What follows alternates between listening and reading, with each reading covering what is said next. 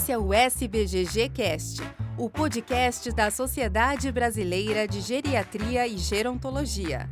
Por aqui você confere novidades, entrevistas e muito mais. Olá, seja bem-vindo a mais um episódio do SBGG Cast.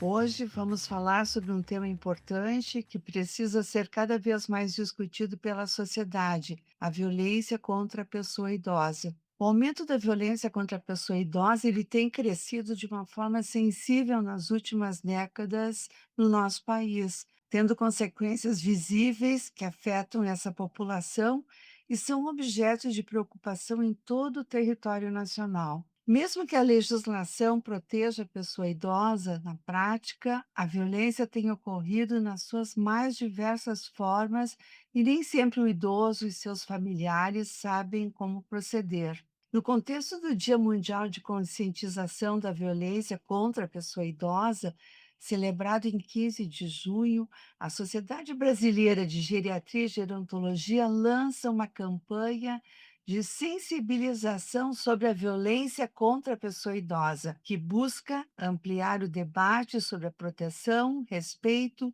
direitos e envelhecimento digno. Durante todo o ano, faremos uma série de atividades com o objetivo de conscientizar cada vez mais acerca desse tema. Esse episódio de hoje faz parte dessa campanha maravilhosa que começa dia 15 de junho e segue durante o ano, onde teremos disponível uma série de ações promovidas pela SBGG em todo o país. A campanha, que se intitula Cuidado Sim, Violências Não, envolve todas as seccionais da Sociedade Brasileira de Geriatria e Gerontologia, onde essas ações vão acontecer. O site da nossa sociedade será o local de divulgação dessas ações. A campanha está sendo organizada por um grupo de especialistas em gerontologia e conta com o apoio da Nacional e de todas as seccionais. A campanha terá início com um vídeo onde escutaremos a voz dos idosos e o que podemos fazer para enfrentar essas situações de violência.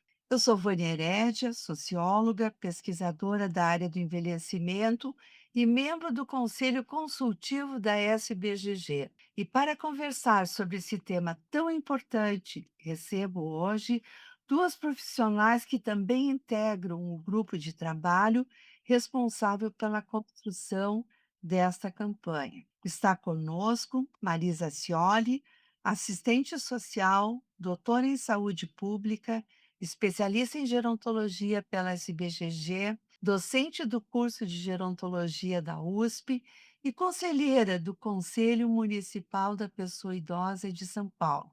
E também participa deste episódio Áurea Barroso, pedagoga, especialista em gerontologia pela SBGG, doutora em serviço social e pós-doutora em ensino e em gerontologia. Sejam muito bem-vindas. Então, vamos às perguntas. Eu começaria com a Marisa.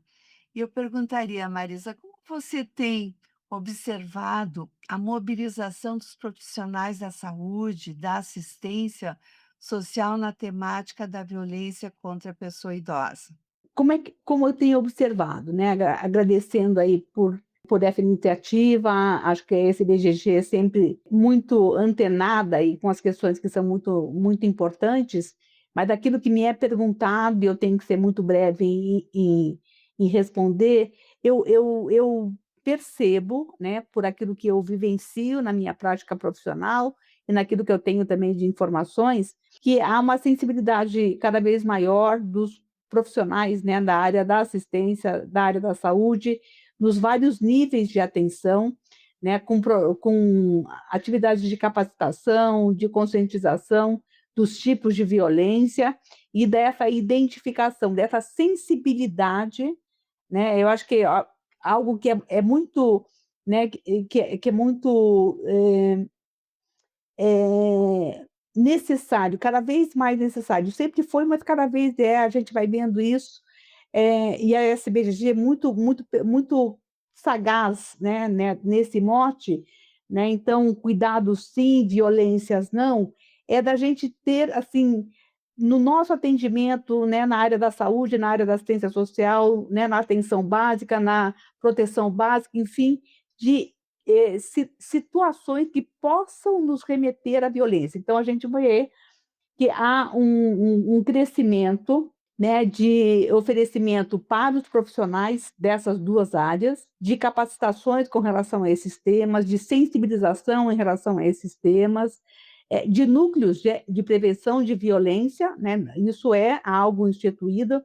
Percebo cada vez mais, vivencio e participo muito ativamente disso, de uma cada vez mais sensibilização, capacitação dos profissionais com relação a esse tema, uma sensibilização em relação a isso, né, para né, para que os profissionais que estão na linha de frente de uma unidade básica de saúde, de um CRAS ou de um CREAS, né, falando dos sistemas, né, social e de saúde, que percebam sinais, né, ou indícios, né, e que consigam trabalhar com essas perspectivas. Então, eu penso que a gente está num caminho promissor, né, mas a gente tem um desafio ainda muito grande, né? A gente tem lacunas em relação a essas questões, e a gente sabe, né, que melhores, né, condições de identificação, né, desses sinais e de que maneira essas áreas atuam em relação a isso, né? A pergunta a mim dirigida é sobre essas duas áreas, mas isso envolve outras áreas também, né? Pensando aí em políticas públicas, mas em especial, né, na saúde, na assistência, como é que nós deixamos, né, ou capacitamos, orientamos, trabalhamos aí com uma perspectiva cada vez melhor em relação aos profissionais que estão nessa área e que recebem, né, as pessoas idosas, familiares, enfim, e como é que a gente identifica uma potencial situação aí onde isso possa ocorrer. É isso. Acho que é muito importante o que a Marisa coloca, porque ela nos traz a ideia, né, de que nós temos muito trabalho pela frente, mas ao mesmo tempo existem sinais, né, essa luz de que já estamos fazendo, né, iniciativas importantes em relação a essa temática. E para conversar também sobre isso, queria ver o que que a doutora Áurea pensa sobre o papel da educação quando nós pensamos sobre a violência contra a pessoa idosa, né? Porque a educação é uma estratégia para que a gente possa modificar, né, essa visão do envelhecimento. Então, olha, nos diz, por favor, como é que tu vê essa questão da educação nessa luta, né, contra a violência, da pessoa idosa? Muito bom. Então, assim, eu acho que é importante a gente começar pelo Estatuto da Pessoa Idosa, que é de 2003, ou seja, já tem mais de 20 anos, uma lei importantíssima, fundamental para a questão do envelhecimento. E quando a gente lembra do Estatuto da Pessoa Idosa, o artigo 22, ele é fundamental na discussão da educação. Ele diz da obrigatoriedade da inclusão de conteúdos sobre o processo do envelhecimento, né? E em todas as séries, desde as séries iniciais, na educação básica, no ensino, na formação, na graduação, na pós-graduação, mas a gente sabe o quanto isso ainda não faz parte da grade curricular. Quando a gente faz assim a leitura de 10, 20 anos, a gente vê que nós avançamos muito, né? Mas ainda temos muito para avançar. Então, uma profissional formada há 20 anos, por exemplo, na psicologia, ela teve nada praticamente de conteúdo sobre a questão da velhice. Terminava, era criança, adolescente, fase adulta e parou ali. Então, assim, não se esperava, né, que essa expectativa de vida e esse acréscimo, né, significativo do número de pessoas idosas. Mas hoje ele está aí, ele está demandando respostas, né, questionando a educação. E isso é fundamental, porque quando ela abrir a porta do consultório, ela vai encontrar uma pessoa com 75 anos querendo repensar a vida, reinventar, repensar as relações. Então, isso é muito importante, né?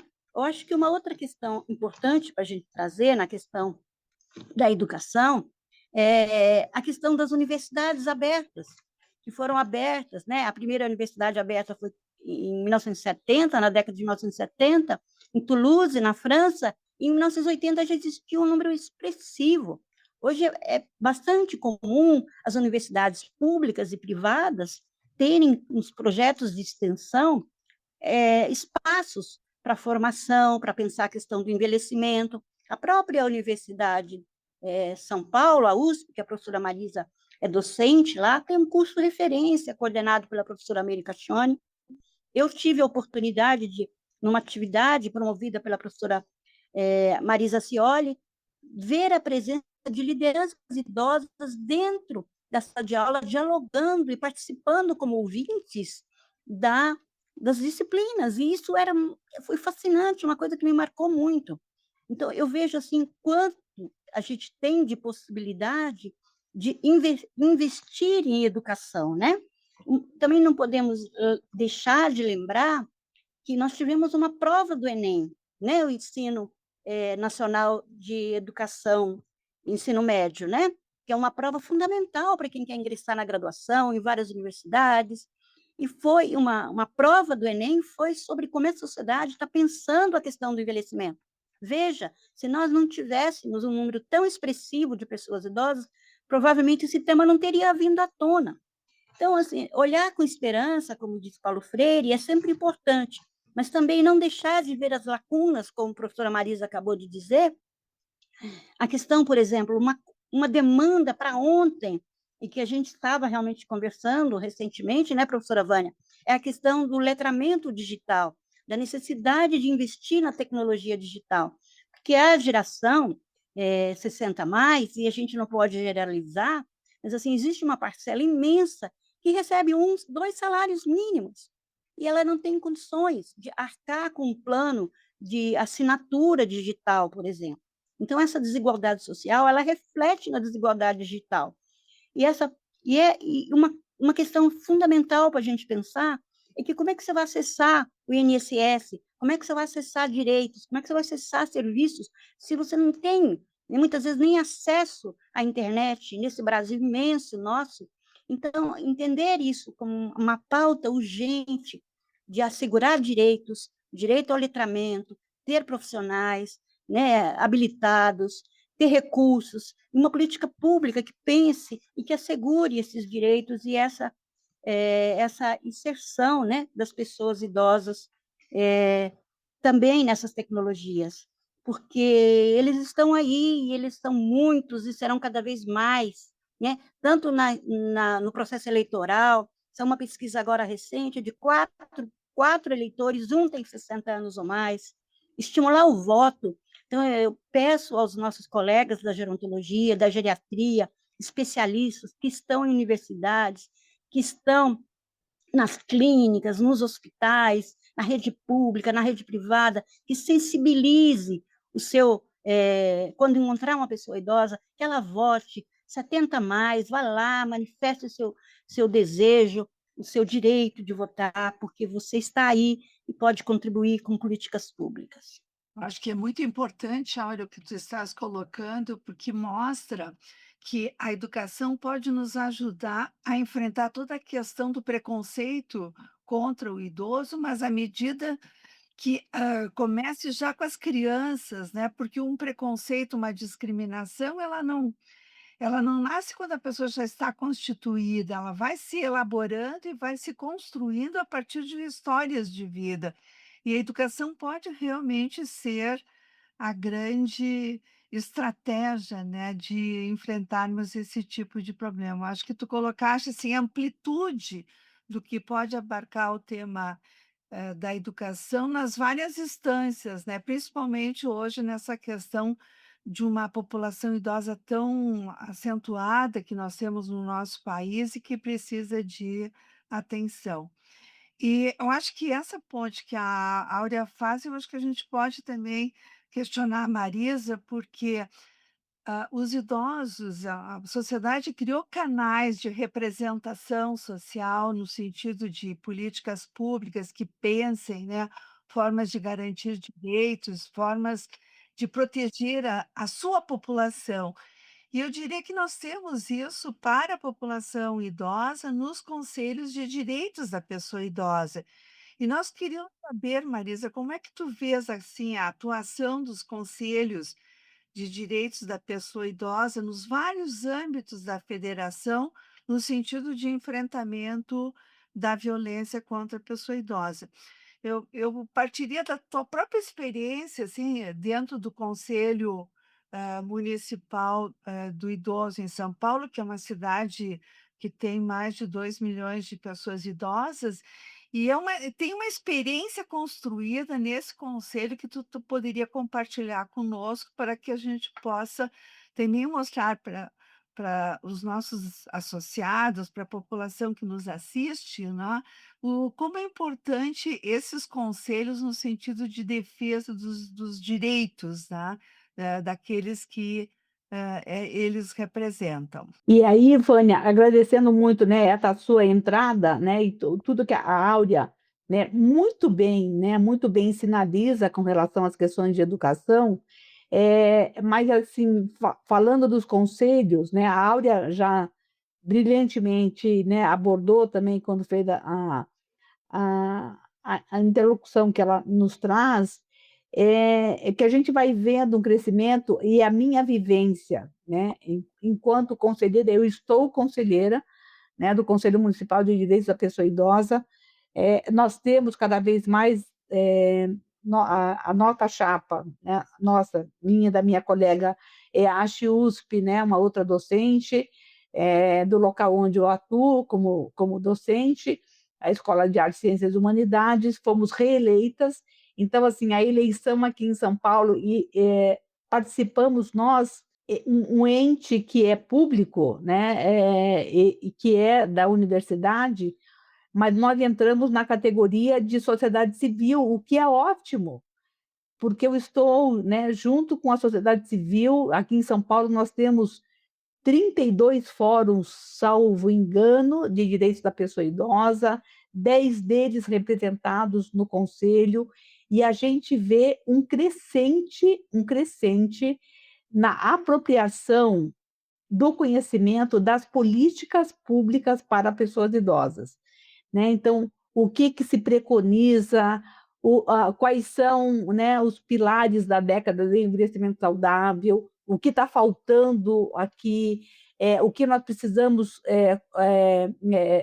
pressionar mais, como é que está a questão do orçamento, né? Nós temos aí um grupo extremamente vigoroso, conhecedor, né, dos movimentos sociais ligados à pessoa idosa, não só do Conselho. Alguns estão no Conselho, outros são dos movimentos relacionados a pessoas idosas, mas muito conhecedores e participando ativamente de audiências públicas para o orçamento, amigos e amigas que nos, né, ouvem e ouvirão.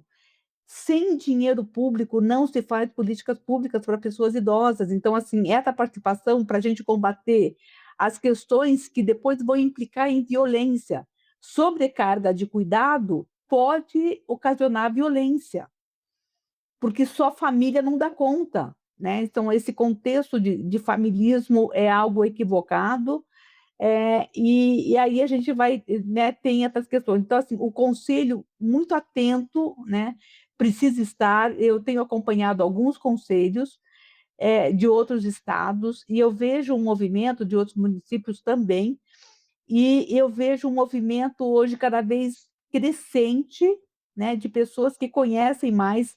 A Áurea já fez essa, né, essa fala, e eu corroboro, cada vez mais levar esse conhecimento. A gente ainda tem, importantíssimo levar esse letramento digital.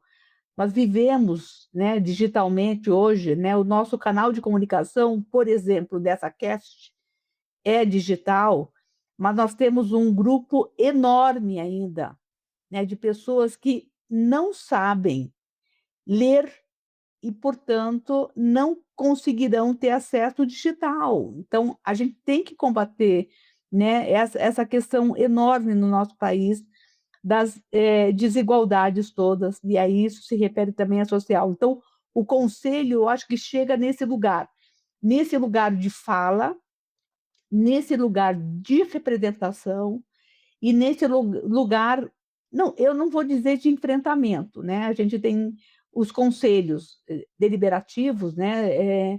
Que é o caso de São Paulo, eles têm, né, em igual número, sociedade civil e poder público, todos estamos lá pela mesma causa, então todos lá, poder público e sociedade civil, defendemos a mesma causa, mas nós, da sociedade civil, por vezes, levamos outras questões que nem sempre os nossos pares que estão, né, nas pastas dos poderes públicos, né, das secretarias envolvidas, têm essa dimensão. Então, eu acho que assim, o poder, a presença do conselho é muito importante, né? A gente tem um conselho cada vez mais atuante, né, aqui no município de São Paulo, no estado também.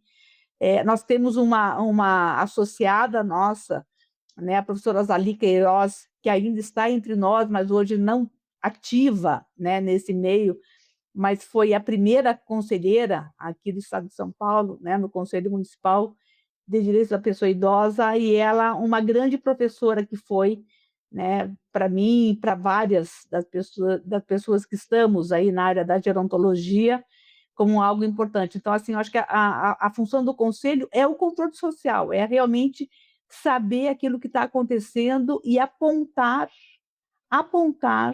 aquilo que pode ser feito da melhor maneira possível, né? Então, a função do conselho realmente é primordial. Eu diria, né, Marisa, que a importância também, porque os conselhos de direito da pessoa idosa, eles acontecem em várias esferas, né, no município, no estado e a nível nacional.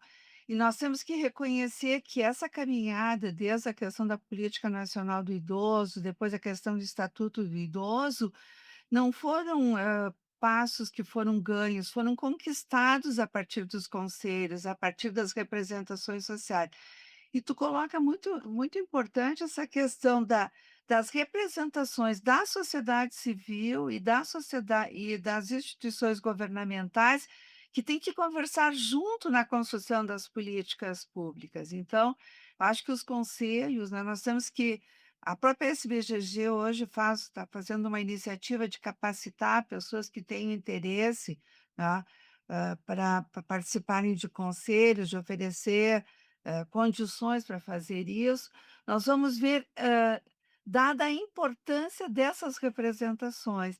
E aqui eu queria voltar a um aspecto que a Áurea trouxe muito bem em relação à questão da educação, porque nós vemos que na formação dos profissionais, nós precisamos ter o tema do envelhecimento incluído. Isso já foi pensado desde a questão da criação da política nacional, depois a questão do estatuto, e ainda nós temos que lutar para conseguir esses espaços dentro, por exemplo, do circuito educativo, né? E aqui eu queria trazer uma questão que talvez mexa também com a questão da educação, é que se nós não pensarmos uma nova educação, nós vamos ter muitas dificuldades de desconstruir essa imagem negativa do idoso, que é só um problema, que uma negação da sua trajetória. E era isso que eu queria perguntar para a Áurea, assim, nesse sentido dessa visão da educação relacionada com a questão das diversas gerações, né? Como é que ela vê essa aproximação entre as gerações para desconstruir essa imagem negativa da velhice, né? Como se assim, chegou na velhice, acabou. Não, a velhice ainda tem muito a contribuir para o processo, né, com toda a experiência e pode ajudar a diminuir pela educação a própria violência. Então eu queria saber, olha, como é que tu vê essa questão da educação e da intergeracionalidade vinculada, assim, ao que tu comentaste antes em relação às políticas públicas? Agora sim, né? Então, a questão geracional, ela é fundamental, né, o diálogo entre gerações. Só queria, assim, iniciar um pouco a nossa conversa falando um pouco, né, Marisa e Vânia, professoras, da importância da gente entender também que o conceito de geração, ele é um conceito que ele transita por várias áreas do conhecimento, né? Pela área da sociologia, onde a professora Vânia tem uma caminhada interessantíssima, riquíssima, pela área da economia, por várias áreas, né? Então, assim, esse conceito de geração, ele, quando a gente pensa no grupo 60 mais, a gente precisa entender um pouco se, por um lado, ele, de forma muito sucinta, a geração pode ser compreendida num tempo histórico, um grupo de pessoas que vivenciam fatos, uma cultura, mas, por outro lado, quando a gente traz para pensar a população idosa, a gente precisa ver a multiplicidade, a pluralidade que tem nesse cenário, né? Então, é diferente, tem a população ribeirinha, uma população que vive em centros urbanos, indígena, nesse Brasil imenso, rico nosso, a questão de gênero, a questão de orientação sexual. Então, assim, nesse guarda-chuva da geração, num tempo histórico nosso, a gente precisa entender essas várias facetas, né? Até para que a gente possa pensar políticas públicas, a questão de renda é fundamental, né?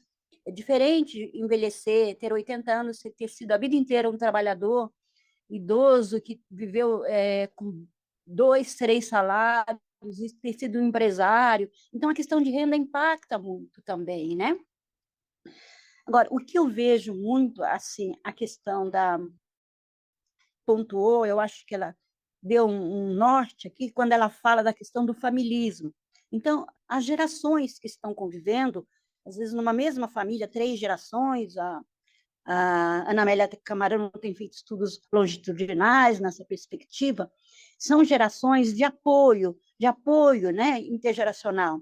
Então, apoio tanto no cuidado, né, nesse cuidado e também na questão do cuidado entre gerações, então cuidando de netos, às vezes bisnetos, e também filhas e filhos cuidando de avós, né, que também com fragilidade. Agora a gente deu um salto, não podemos deixar de lembrar da Política Nacional de Cuidados, no Plano Nacional de Cuidados, que até então esse cuidado era invisível, ainda é invisível no Brasil, nem é um cuidado da mulher. Então, pensar essa questão geracional, no apoio geracional, né, entre a geração, com a participação do Estado, né, com a presença do Estado, assegurando isso, né? Uma outra questão também que eu acho que aqui é um ponto, Vânia e Marisa, eu acho que é fundamental e que com certeza vocês já conversaram em outros momentos, em outros espaços, em congressos sobre isso, que é a questão do preconceito etário, o quanto ele impacta no bem-estar social. Então, a gente cansa de ver, né? Vamos aumentar a idade do BPC lá no benefício da prestação continuada, de 65 para 70 anos, a questão da aposentadoria, né? Enquanto o movimento social, os conselhos, como a Marisa trouxe de forma brilhante, tem um controle social para que isso não aconteça e tem segurado isso nas conferências de direitos das pessoas idosas. Então, o que a gente tem visto vários estudos longitudinais da professora Ana Amélia Camarano e outros que mostram a contribuição também material das pessoas idosas, né, com suas casas, com seus benefícios, com sua aposentadoria, ainda que reduzida. A pandemia Covid mostrou isso, que muitas vezes esse recurso que era pequeno, ele sustentou aquela família e sustenta mesmo pós-pandemia. Então, pensar em recuar direitos, quando a gente pensa em bem-estar social, na proteção social, é cruel, porque ela não retrata a realidade e o peso, né, a sobrecarga que as pessoas idosas estão vivendo no Brasil, né? Mas, assim, eu sou esperançosa, né? Eu acho que a gente tem caminhos para pensar, e o conselho são espaços privilegiados para isso, do controle social. Outro espaço privilegiado é o espaço que a gente vê das políticas públicas que estão construindo. Em São Paulo, a professora Marisa conhece muito bem, tem CC Inter, que são espaços de convivência intergeracionais, né? Nós temos a experiência do SESC, nós temos experiências interessantíssimas, que elas vão desconstruindo essa imagem errônea, né, de que as pessoas têm que, tanto em relação aos jovens e aos adolescentes também, que nesses encontros entre pessoas idosas e adolescentes, idosos, é um ganha-ganha, todo mundo aprende, né? Tanto os idosos revêem seus valores, revêem um novo tempo que as pessoas idosas precisam entender também como é que se vive hoje a juventude, em que contexto nós estamos vivendo, quais são o que está sendo permitido que essa juventude experimente, e que muitas vezes ele, enquanto jovem, não teve essa oportunidade, né?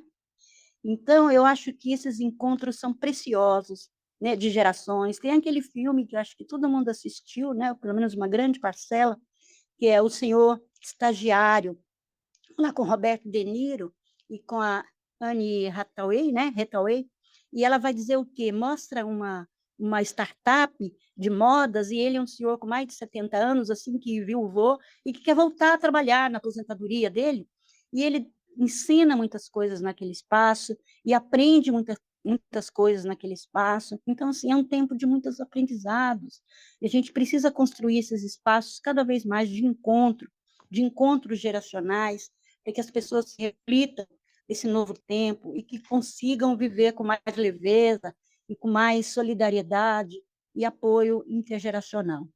Bom, depois dessa fala, vocês podem ver que a nossa campanha vai ser ampla, vai ser maravilhosa e vai trazer novos conhecimentos, inclusive para todos nós, né.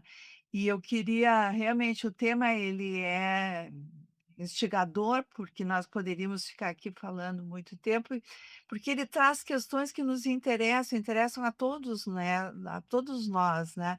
Eu acho que essas últimas questões, tanto que a Marisa colocou quanto a Áurea, né, a importância da participação da sociedade civil na formação das políticas públicas, pensando soluções para as questões que nos rodeiam, principalmente essa questão, que hoje é tão forte da discriminação por idade, o preconceito, a questão dos estereótipos, tudo que envolve, né, que possa realmente gerar violência.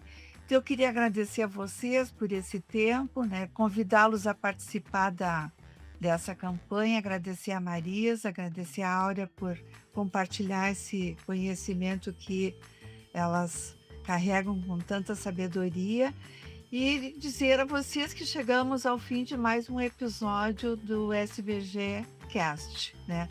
Nós agradecemos a participação dos nossos convidados e a você que nos acompanhou até aqui. E vamos até o próximo, que será em breve. Este episódio do SBGG Cast está disponível no Spotify, Deezer, Google Podcast, Apple Podcast e YouTube. Siga a SBGG no Instagram, @SBGG Oficial.